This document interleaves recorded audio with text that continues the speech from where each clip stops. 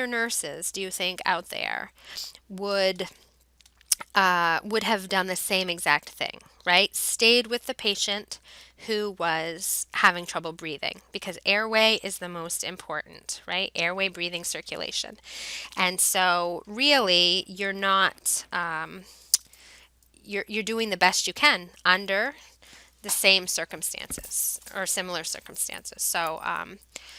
So that's oftentimes what happens, that an expert witness comes in and says, well, hello, how is she supposed to be in two places at once, right? You can't do that. So you did the best you could. I love that statement. Okay, terminology. I'm not going to read these because it's simply terminology. Oh dear, more terminology.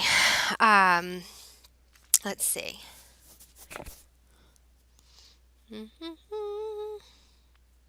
I think on this slide, the only key point to pull out is that there are other procedures, right, that you need to know when you work in facilities, right? The policies and the procedures that are specific to where you work.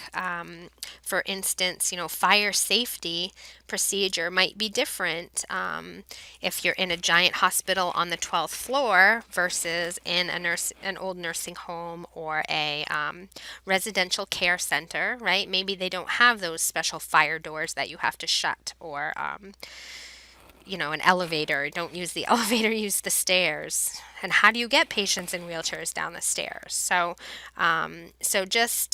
Or I should say, when do you learn about these policies and procedures? Anybody that works, in a big institution probably remembers going through all of that basic training when you first start your job. So you want to, and they make you renew it, and you keep up your knowledge. Oh goodness gracious, more terminology. Okay, so put a star on this one because these terms come up again and again when we talk about. Oh, see, I'm still saying it. I apologize. When we talk about The Good Nurse, the book that you should be about halfway finished with at this moment. What are legal implications?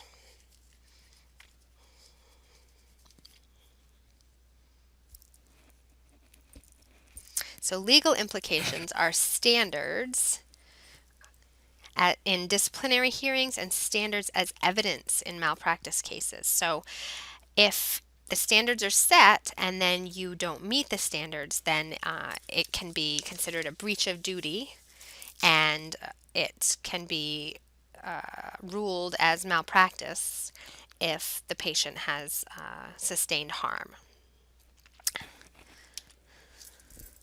So this is a nice mnemonic to help you remember the most common reasons for disciplinary action in nursing.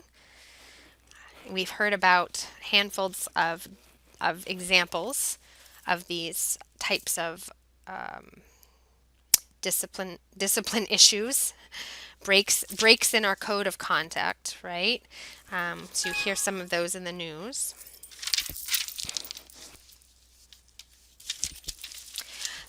Other grounds for discipline, and when we're talking about discipline, we're talking about the board of nursing disciplining the nurse that has a license, right? So see if you can think of an example from the news or from a book or from a movie of at least 5 of these. What's an example of Medicare fraud? What does that look like? How could you commit fraud against Medicare? I think I'm asking you to think like a criminal here.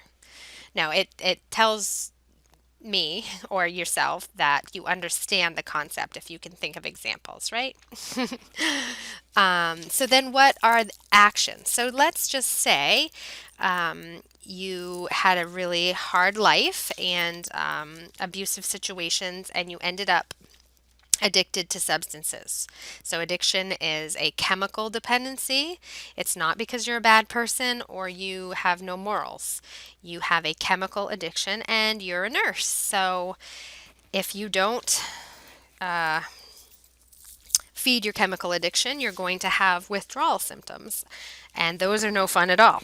So you decide to go in, and if Mrs. Jones says she wants her oxycodone pill, um, you give it to her, and then the next time she can have it, she, 4 hours later, you go in and look and she's asleep, and you think, what if I just took it out of the Pixis machine and kept it and said I gave it to her? Who would ever know because she's asleep?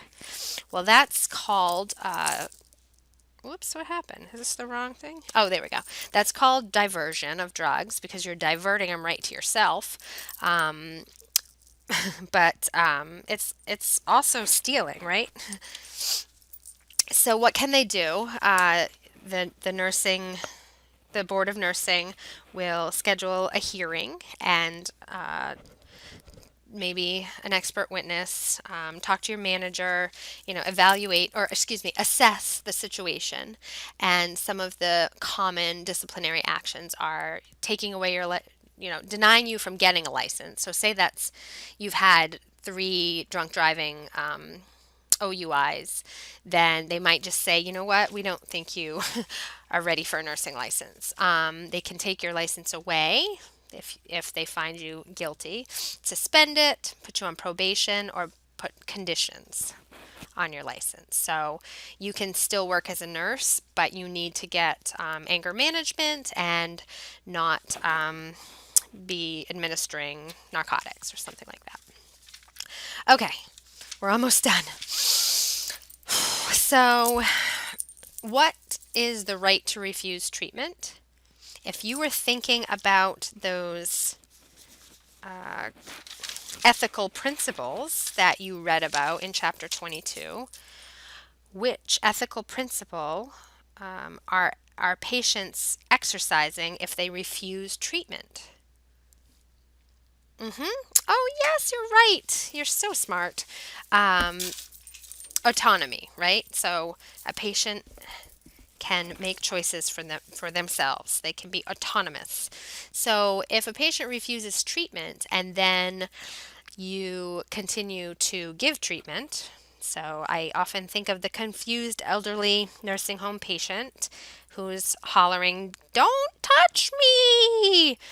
Um, because they're very confused, right? And don't know who you are or where they are. And you're helping that, they've wet the bed and you're turning them from side to side. And it's scary because they might have dementia and not understand what's going on. So they keep screaming, "Don't touch me." So what do you do? Right? So are you getting consent from that patient to touch them, to help them turn? No, they're yelling, "Don't touch me," and you're touching them. So what is that? That's assault and battery. Dear, oh dear, who knew, right? So how do you handle that? Why don't you remind me to tell you how to handle that? Or maybe we could bring that up first, the first part of next class, because it's kind of a long story and I have to finish this video. So see if you know, some of the CNAs might know what the right answer is in that situation. Oh my goodness. So, so the last few slides are some practice questions for you. So you can practice those right there. Uh-huh. So this quote is an amazing quote by Gandhi. What does this quote mean to you as a nursing student, as a human being?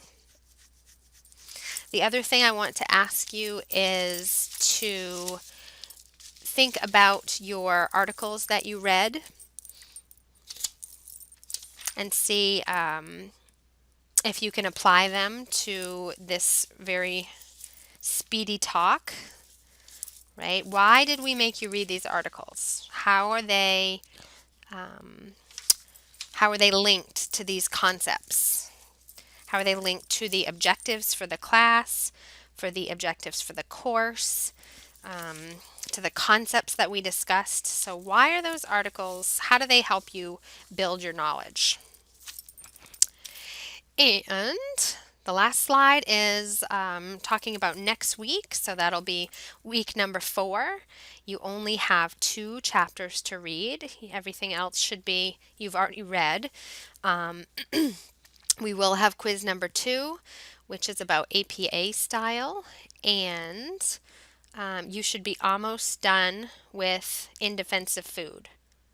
So, you know what? I realized that earlier I said you should be halfway through The Good Nurse, and I would like to take that back and say we are reading In Defense of Food first this semester, so you do not have to have even started The Good Nurse yet, just In Defense of Food.